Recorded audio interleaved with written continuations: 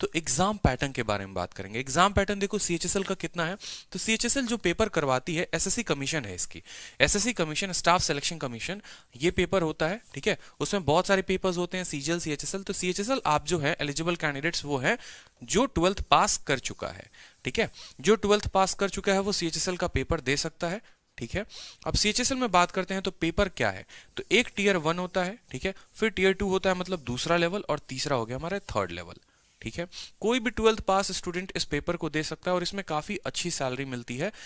SSC के द्वारा एक 10वीं पर होती है जिसको एमटीएस हम कहते हैं, ठीक है, जॉब, दूसरी होती है सीएचएसएल, और फिर ग्रेजुएट लेवल पर जो होता है जॉब उनका होता है सीजीएल। तो यहां पर अभी हम बात कर रहे हैं सीएचएसएल की, एमटीएस की वीडियो अभी नहीं आई है, सीजीएल की बहुत जल्द आएगी। टीयर 1 में आपका पूछा जाता है रीजनिंग, फिर इंग्लिश, मैथ्स और जनरल अवेयरनेस। जनरल नॉलेज नहीं पूछते आपसे, ये बात ध्यान रखना, जनरल साइंस ये नहीं, जनरल अवेयरनेस पूछते हैं कि आप कितना सोशली अवेयर हो। फिर आप जब ये पेपर क्वालिफाई कर लेते हो, 200 नंबर का पेपर होता है, तो आप पहुंचते हो टीयर 2 में। टीयर 2 का जो पेपर होता है वो डिस्क्रिप्टिव फॉर्म में होता है, मतलब लिखना होता है, इसके बारे में मैं आपको बताऊंगा। और टीयर 3 जो होता है वो डीएसटी होता है, यानी टाइपिंग होता है। तो बात करते हैं यहाँ पर टीयर 1 के बारे में। तो टीयर 1 आप देखो, टीयर 1 क्या हो गया, पार्ट 1। कितने सब्जेक्ट हैं आपके, 4 हैं। यहाँ पर इंग्लिश लैंग्वेज आपसे पूछा जाता है, वो भी बहुत बेसिक नॉलेज, ये एसएससी ने अपने नोटिफिकेशन में दिया है। 25 सवाल पूछे जाते हैं, हर सवाल 2 नंबर का होता है, तो 50 क्वेश्चन, ठीक है, 50 नंबर हो गए आपके। इसी तरीके से जनरल इंटेलिजेंस यानी रीजनिंग हो गया, क्वांटिटेटिव एप्टीट्यूड वो भी बेसिक अरिथमेटिक स्किल, और फोर्थ हो गया आपका जनरल अवेयरनेस। इसमें भी 25 सवाल होते हैं, 50 नंबर के होते हैं। आपको जो टाइम अलॉट होता है वो होता है 1 घंटे। ये जो एग्जाम होता है ये ऑनलाइन मोड होता है और ऑब्जेक्टिव होता है। यहाँ क्लियरली लिख रखा है कि जो एग्जाम होते हैं वो ऑब्जेक्टिव टाइप क्वेश्चंस होते हैं, एमसीक्यूज होते हैं, और हर नेगेटिव क्वेश्चंस के लिए 0.5 मार्क्स कटता है। यानी जो आपके रॉन्ग क्वेश्चंस हो गए, रॉन्ग आंसर्स हो गए, उनके लिए आपको 0.5 मार्क्स आपका डिडक्ट हो जाएगा, यानी नेगेटिव मार्किंग है। क्वेश्चन जो होते हैं वो इंग्लिश में भी होते हैं, हिंदी में भी होते हैं, ठीक है। तो यहां पर जो आपकी कट ऑफ जाती है अप्रोक्स, वो कट ऑफ आपको इस बार रिसेंट में 160 गई है, कितने में, 200 में।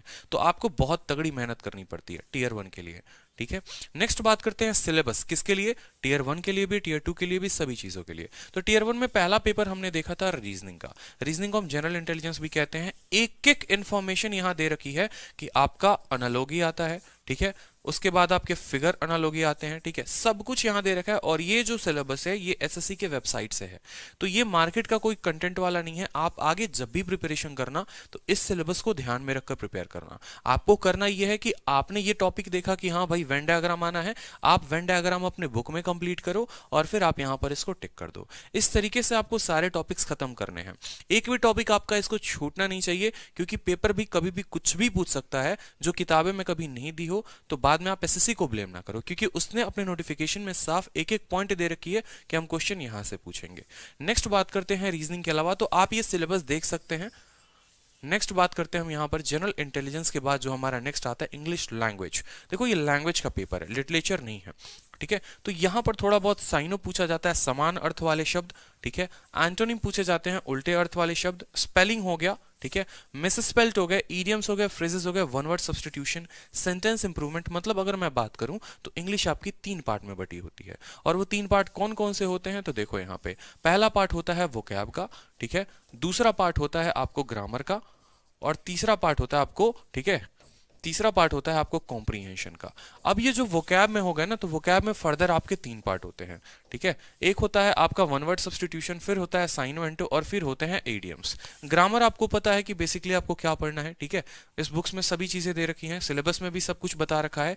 और कॉम्प्रीहेंशन में आपके आते हैं पीक्यूआरएस, क्लोज टेस्ट, पैसेज, ठीक है। तो ये 3 चीजें यहां पर भी आती हैं। सभी चीजों के बारे में एक डिटेल में फिर मैं वीडियो लेकर आऊंगा, सिर्फ इंग्लिश के ऊपर आपको कैसे करना है, सिर्फ रीजनिंग कैसे पढ़ना है, सिर्फ मैथ्स कैसे पढ़ना है, सिर्फ जीए कैसे पढ़ना है, क्योंकि ये वीडियो ज्यादा लंबी हो जाएगी। बात करते हैं जनरल अवेयरनेस का, तो जनरल अवेयरनेस में बच्चे सबसे ज्यादा परेशान, कहां पढ़े, किसकी वीडियो देखे, कौन सी किताब पढ़े, मार्केट में कहां जाकर कोचिंग ले। तो उतना आपको लेने की जरूरत नहीं है, उतना सोचने की जरूरत नहीं है। जो आपके स्पेसिफिक टॉपिक है वो एसएससी ने यहां पर मेंशन कर रखा है कि हमें थोड़ी बहुत हिस्ट्री की जानकारी, वो भी history and culture, geography, economics, ठीक है। तो ओवरऑल हम बात करते हैं सब्जेक्ट की कि जनरल अवेयरनेस में क्या क्या होता है। तो देखो हिस्ट्री तो आता है, फिर आपका बोलोगे तो ज्योग्राफी हो गया, फिर हो जाता है आपका पॉलिटी, इकोनॉमिक्स। ये 4 सब्जेक्ट्स हो गए आपके जनरल नॉलेज या कह सको। उसके बाद आता है आपका फिजिक्स, केमिस्ट्री, बायो। हल्की फुल्की कभी कभार इन्वायरमेंट और कंप्यूटर के ऊपर क्वेश्चन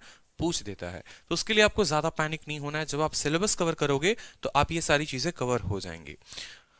नेक्स्ट बात करते हैं क्वांटिटेटिव एप्टीट्यूड की। तो देखो क्वांटिटेटिव एप्टीट्यूड सबसे बड़ा एक रहता है प्रॉब्लम की कैसे पढ़ना है। तो यहाँ पर हर कुछ दे रखा है, वोल नंबर से ऊपर क्वेश्चन आते हैं, decimal, fraction, relationship between numbers. ये पूरा का पूरा आपका अरिथमेटिक का सिलेबस है। अरिथमेटिक में आपका परसेंटेज हो गया, रेशियो हो गया, proportions, square root, average, interest, compound interest, simple interest, हर कुछ यहाँ दे रखा है। बात करते हैं अलजेब्रा की। तो जो आपको करना क्या है, आपको ये करना है कि आपको इनको टारगेट करके आपको पढ़ना है। एक एक टॉपिक आप जिस भी किताब से लगाओगे आपको क्रॉस कर देना है। आपने आज पढ़ा प्रॉफिट लॉस, आप प्रॉफिट लॉस को यहाँ क्रॉस करोगे कि आपका एक टॉपिक कंप्लीट हो गया। इस तरीके से करके आपको पूरा सिलेबस